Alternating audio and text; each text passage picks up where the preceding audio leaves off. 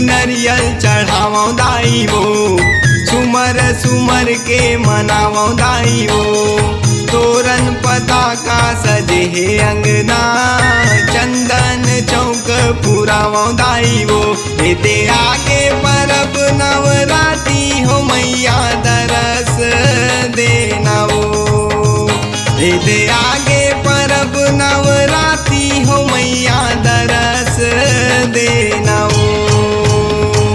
कोरी कोरी नरियल चढ़ावो दाई वो, सुमर सुमर के मनावो दाई वो। तोरन पताका सजे है अंगना, चंदन चौक पुरावो दाई वो।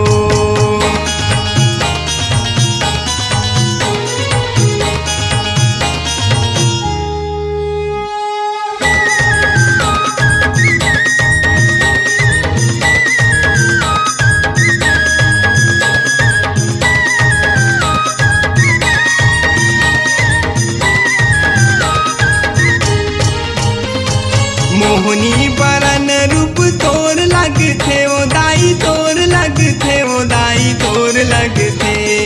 मोहनी बरन रूप तोर लगथे वो दाई, तोर लगथे वो दाई, तोर लगथे। जैसे चंदाला देखे बड़ चकोर आवथे वो चकोर आवथे। जैसे चंदाला देखे बड़ चकोर आवथे वो चकोर आवथे। हे फूल पाना धर के मलाए हमहू, भक्ति के दियना जलाए हमहू। बांधे तदाई माया के बंधना, सुरता के डोरी लमाए हमहू। दे आगे परब नवराती हो मैया दरस देना वो। दे आगे परब नवरात्रि हो मैया दरस देना वो। हे कोरी कोरी नरियल चढ़ावो दाई वो, सुमर सुमर के मनावो दाई वो। तोरन पताका सजे है अंगना, चंदन चौक पुरावो दाई वो।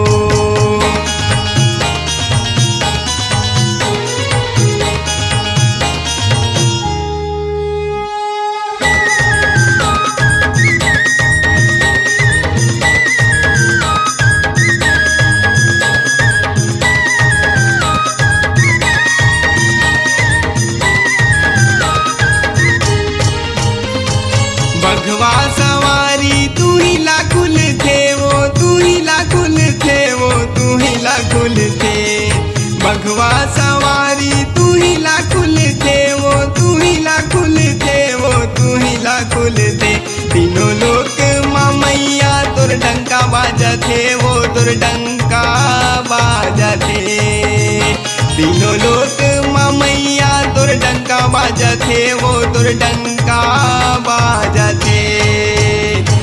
दसमत के माला बनाए हमहू, लोटिया माँ गंगा जल लाए हमहू।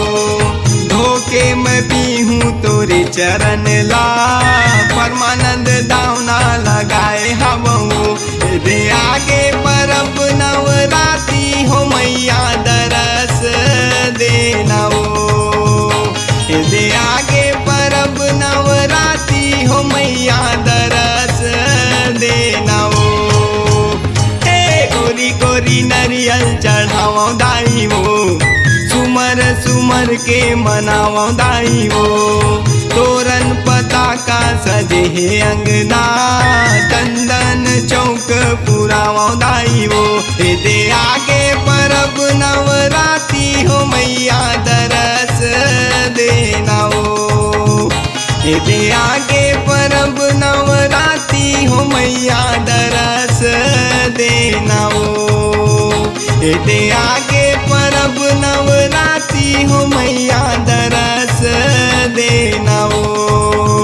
दे आगे परब नवराती हो मैया दरस देना वो।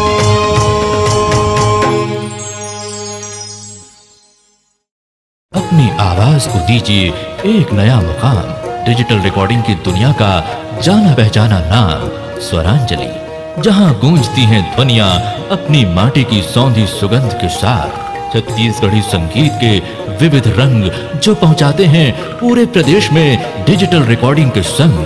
स्वरांजलि स्टूडियो, नेमीचंद गली नंबर 2, गंजपारा, रायपुर।